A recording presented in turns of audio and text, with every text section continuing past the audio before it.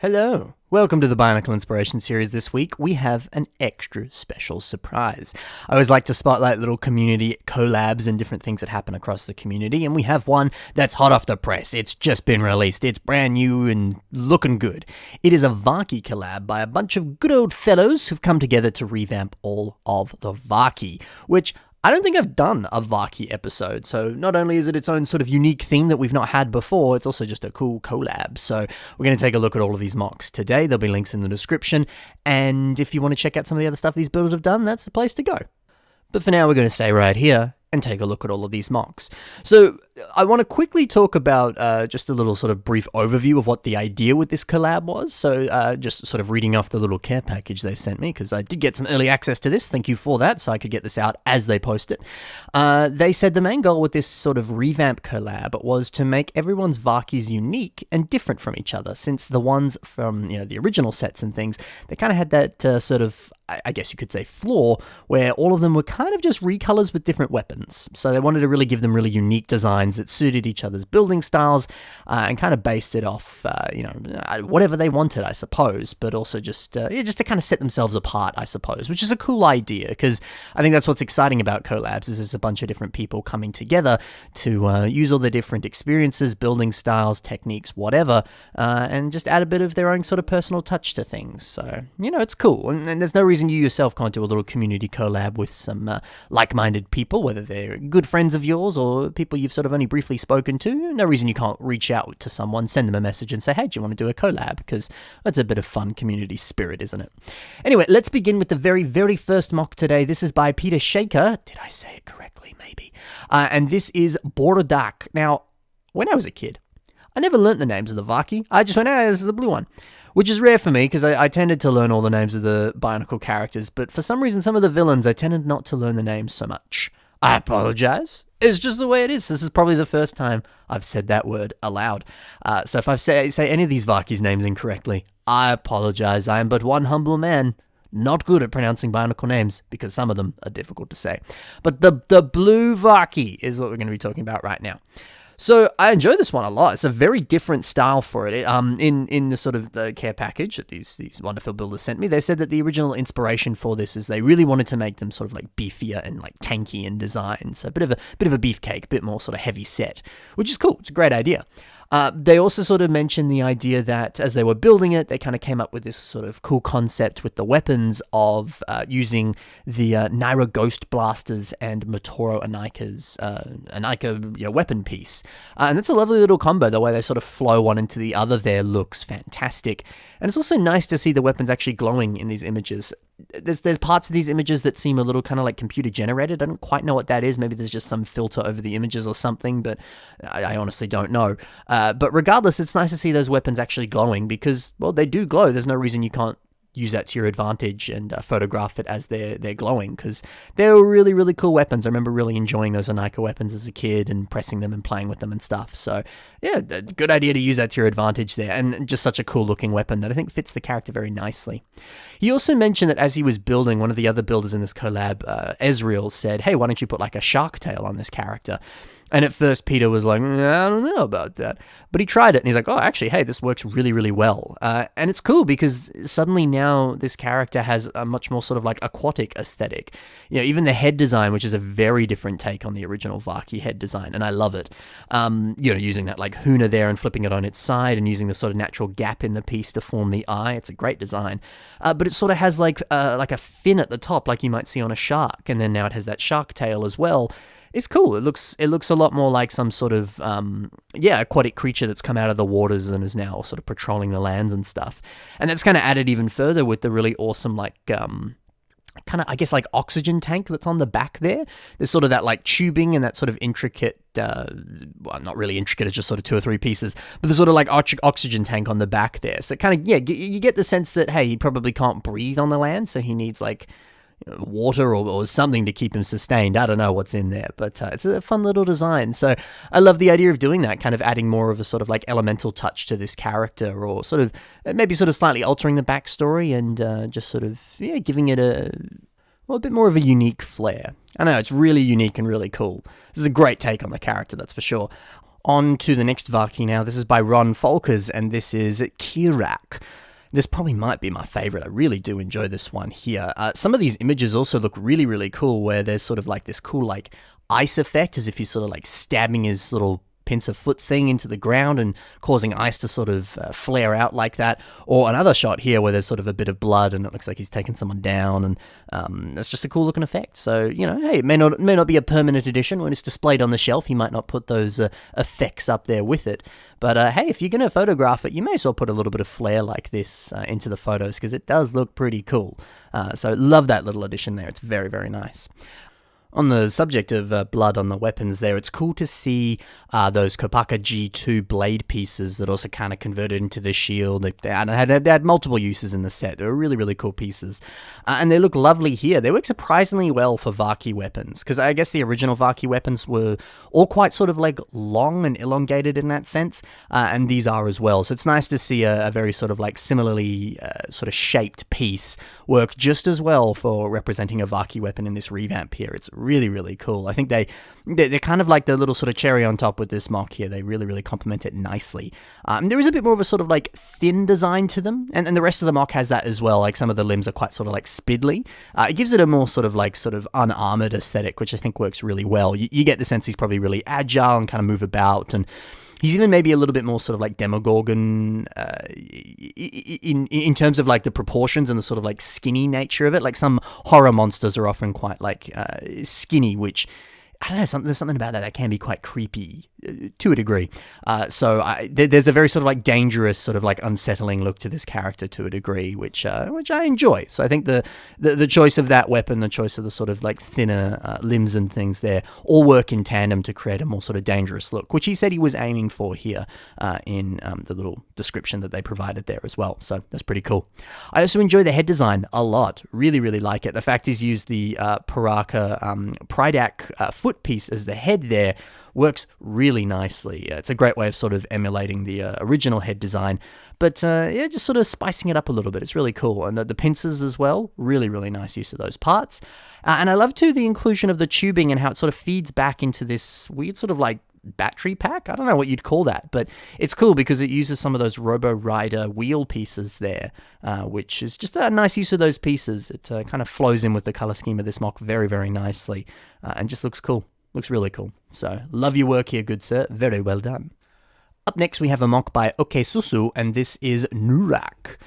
I enjoy this one a fair bit. There's some really unique stuff going on here, and again, we can see some of those G2 blade pieces. These were the ones from Tahu, I do believe, because they're silver instead. But again, I think they work so well for a Vaki revamp. So hey, if you're looking for some pieces to build a Vaki revamp yourself, maybe take a look at those blade pieces. They're very, very cool. I also enjoy the head design on this here. So it's using some of these awesome translucent pieces here that came on Uksar. I believe the character is I don't know, I guess that's how you say it. It's got U's and X's in it. It's a hard name to pronounce. But I really like that because it's a great way of emulating the original head design with not using that original headpiece and spicing it up a bit, making it a bit sort of like larger and just being able to customize it more, I think that's such a good thing to do when you're revamping something, is to try and maybe stray away from some of the original pieces and see if you can reimagine it with a bunch of other parts instead, because then you're able to really customize it yourself, make it bigger, make it smaller. I don't know, maybe you don't quite like the specific curve or the angles of one of the pieces. Well, now you can change that yourself, So I think this is a nice way of reimagining that head, but actually still being quite close to the original at the same time. It's really cool. I also like too that he's given him an additional set of hands and arms and stuff.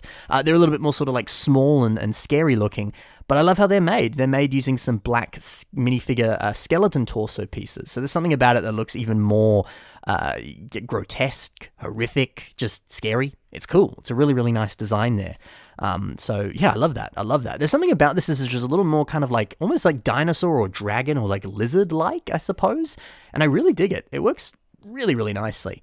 I also enjoy the leg design using those Visorak headpieces for thighs. I often see people use those as sort of like thigh designs. And, they're quite large pieces, so you got to be careful. You can't necessarily use it on like a typical Toa or a Matoran or something because it would just be too big. But if you're building a little bit bigger, they're perfect. They work really well as a sort of like upper leg or a thigh or whatever you want to call it. It's a nice design, so it works well. It's cool. This one's really unique because it it looks actually quite similar to some of the other designs we've seen, but also looks nothing like them, and looks so similar to the original, but yet looks nothing like it. So it's amazing how he's really danced upon that line there, and it fits so perfectly into this collab and just complements everything so lovely. This is a really good one. You guys have done some pretty good stuff with these Vakis here. Let's move over to the next one now. This one is by Dan V, and this is Rosrak. So I like this because it's got a lot more sort of like system on it, and I think it's really working to its advantage here. To me, I saw a bit of sort of like Xenomorph inspiration with this. I don't know, well, there was no mention of that in the description here, but the way the head design looks, it's so just sort of like smooth and organic. It's gorgeous. And just to some degree, the head shape of it and the smoothness of it reminds me of a Xenomorph's head. Or I don't know, there's something that's even sort of like somewhat like fish-like, I suppose. I don't know, it's just a really unique design and a great way of reimagining that head there. It looks really cool. And some of the system additions on the head too, like the choice of those gold shuriken pieces from Ninjago, using those as the eye design, cool idea. And then using a scorpion upside down to get that little tail there as sort of like a little... It could be a goatee, but I imagine it's more of a sort of like pincer or just a part of the mouth of some kind. It's a nice design too, so it's pretty cool. Introducing the gold to the color scheme here I think was a good choice, especially on the lower legs as well. I love the idea of taking that prefab limb piece there and flipping it, and then putting some system additions in there as well. It gives it some sort of like sharper angles there and just looks really nice. It's a great looking design there. I also enjoy these weapons, the fact that they're drills, and in some of these images too, he's added some effect to it, so it looks like it's sort of firing there. Really cool. Really, really nice idea. I like the idea of him sort of drilling around with those, or drilling into people as well, which would be quite painful, but it's an effective way of combating the whoever he's fighting. And the choice too of having this sort of like gold tubing as well, so it's sort of like maybe feeding into some sort of like power source or something like that. It's a cool idea for a weapon there. It's a really nice design. So again, a nice revamp of the original character that's quite far away from the original, but you can just sort of see a little bit of the original source material there. But I also like that too. I like seeing revamps of characters that stray very far from the source material, because that's also really fun to do, isn't it? But also sometimes it's fun to be as close as you can. So I guess you just got to find what you want to do, At the end of the day, it's what you want to build, So follow your heart, follow your dreams, do what you please. Let's move over to the next one now. This is by Ezreal, and this is Vorz... There's V's and Z's, guys, it's hard. Vorzak. Wait, that's what we're calling him. So, again, Ezreal was saying that some of the inspiration for this was, in fact, a Xenomorph this time, so definitely inspiration taken from that one, but also lizard men, which makes a lot of sense. You can certainly see that here, so I think that's a good choice, especially because the color scheme was already that dark green color. Makes sense for a lizard man, and I love the way he's reimagined the head design here. It's very close to the source material, but it's using a lot more sort of system, and, again, he's able to, like I said before, really kind of play around with the proportions and different things, because he's making a sort of a brick-built reimagining of those original pieces there. But I love how on the pincers he's added in sort of like those like teeth onto it. Again, you can certainly see some of that lizard inspiration there. You can kind of even get a rough idea from some of the Xenomorph inspiration there as well. But it's such a cool way of doing that head design. I really, really like that there. And in general, I love the more sort of like stripped back, like speedily lanky design that this character has. I think that again works perfectly for that sort of like lizard-like inspiration that this mock is definitely taking some notes from. It works really, really well. And again, it separates it from the other mocks in this collab, which again, that was the idea with this collab, was to make each one very different from each other. And none of them have really been like super, super lanky like this character is here. And I think it works very, very nicely. So that was a great choice there. I like that. I also love how he's reimagined the weapons. I think they look fantastic. And I love the fact that they're not actually directly attached to the hands. He has hands that are holding the weapons, which is, again, a little bit different from the source material, because I really got the sense of the source material that the weapons were just the hands themselves. They didn't actually have, posable fingers and stuff. I guess, that's up to interpretation, but that's at least the way I saw it there. But I think that's a nice addition. And again, different from some of the ones that we've seen so far as well. So pretty cool. Otherwise, I also like the inclusion of some part spamming on this mock as well. We can see some of that on the tail. repeating a whole bunch of the sort of 2x2 rounded plate pieces. And they're really cool if you repeat them in that sense, because you can kind of get some nice angles with them as well. I imagine there's just like a flex tube fed through the middle of it, so you can really go ham with it. It's just a really, really nice design. And then that same technique has been repeated on the neck as well. So it's nice to see a bit of consistency throughout the mock there. It's always nice to repeat certain textures across a mock so everything looks sort of consistent and unified. And then a little bit more part spamming on the torso as well, using some of those finger pieces that we see on all sorts of different mocks, and using it to create a bit more of a sort of like lankier torso there. I think all of that works very nicely, and part spamming is just a great technique to do and works really well on this mock here, so it's pretty cool. It's certainly a very unique take on the character, and it looks so cool. So love your work, Ezreal. Let's move over to the final Vaki now. This is by Construction Diva, and this is called Zadak. So I like this. I really like this. This one is certainly probably the biggest departure from the original, but when we look into some of his inspiration here, I really like it. So he's saying that this was inspired by, and I'm probably going to get this name wrong, this was inspired by a pangolin, which is what this creature is on the screen here, sort of this really cool like armored creature. And it's so cool, because I believe these creatures can kind of like roll up into a ball and sort of, use it for sort of like defense purposes or roll around or whatever. And that's kind of similar to the Vaki, because they could kind of do the thing where they sort of stood up on two legs, or they could kind of like fall over and walk on, as if they were spiders, use all four of their legs to kind of crawl around, almost General Grievous style. And I loved that. I remember thinking that was a really fun idea for the Vaki characters when the toys were released. So looking at the creature here, I think I can kind of get that idea that he's sort of maybe played around with that. And again, the pangolin inspiration probably also kind of plays into that a little bit. But even if there isn't sort of that direct correlation between the original and his inspiration for this mock, who cares? It's a cool idea and it looks nice, right? So taking a look at the actual mock itself now, I love the choice of making it have sort of 6 different limbs here. It looks really, really cool. Even the head design, there's something a lot more kind of like robotic and kind of scary about it. It kind of looks like he has one eye, but I think there's a few eyes sort of tucked sort of just behind it there, which is a little bit in the dark behind the mask there. But even still, it's a really crazy cool looking design for the head there, which again, you can kind of see some of the original inspiration with the specific like pincers and stuff, but it's a great departure, but still just a little bit close to the original. It's cool. I also love whatever the heck he's done with the back there. That thing looks so cool. All these different sort of like red spikes just sort of like flaring out the back there. It's really, really cool and really distinct. I don't know. It's again a big departure from the original there, and kind of sort of similar to the pangolin. I guess you could kind of see that as some of like the spiky armor that it has, but at the same time, it's just really out there, and I love that. I think that's a great idea. Like, sure, you can get some inspiration from one specific thing or something, but as you build, sometimes you can sort of stray away from that, as it kind of just, I don't know, to quote Mitch Henry, you go where the bricks take you, Sometimes you just start to stray from the path, but it's good to do that, because sometimes you can come up with weird, crazy stuff like this because you do that. So I don't know if that's exactly what happened here, but regardless, it looks cool. I also love on the back leg design here, this weird, crazy foot design using some of those sort of like L-shaped kind of claw pieces that came on like Matoro and a few other different sets there. That's a lovely piece, but it's great to see it on this just weird looking foot design. It looks fantastic. And I love the inclusion of the yellow piston in the back there as well, just adding a bit of sort of extra support, I imagine, but also just the aesthetic of it looks really, really nice. You're really kind of leaning into the sort of like mechanical aspect of Bionicles there. It's gorgeous. I think that pop of yellow really, really makes this mock something special. So that's a gorgeous looking design and just a really cool looking mock in general. So different, so unique, which, given that was sort of the idea with this whole collab, I love that Construction Diva really, really leaned into that here. He did a good job. And also all these builders did a really good job. These are some really distinct, really different, really unique takes on the Vaki here. So these builders have done a really, really nice job. Like I said before, check the links in the description if you want to see some of the other stuff that these builders have done, and maybe let them know some of your thoughts as well. I'm sure they'd love to hear it. So head on over to the social media and give them what you got.